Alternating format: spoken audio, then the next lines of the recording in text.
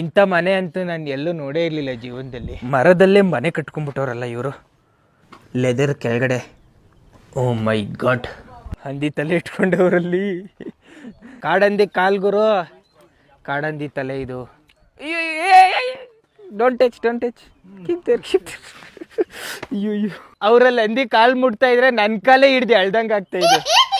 ಇವ್ರನ್ನ ಹಡ್ಜಾಬಿ ಟ್ರೈಬ್ ಅಂತಾರೆ, ಲೋಕಲ್ ಜನಗಳು ಬುಷ್ಮ್ಯಾನ್ ಟ್ರೈಬ್ ಅಂತಾರೆ. ಬುಷ್ಮ್ಯಾನ್ ಟ್ರೈಬ್ ಯಾಕಂತಾರೆ ಅಂತಂದ್ರೆ ಇವ್ರುಗಳಿಗೆಲ್ಲ ಮನೆ ಇಲ್ಲ ಅಂತಂದ್ರೆ ಇವ್ರ ಮನೇಲಿ ಇರಕ್ ಇಷ್ಟಪಡಲ್ಲ.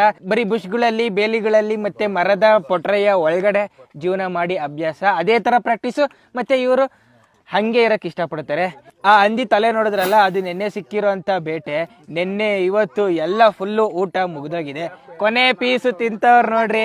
ಈ ಪೀಸ್ ತಿಂದಾದ್ಮೇಲೆ ರಿಲ್ಯಾಕ್ಸ್ ಮಾಡ್ಕೊಂಡು ಬೇಟೆ ಆಡಕ್ ತೆರಳ್ತಾರೆ.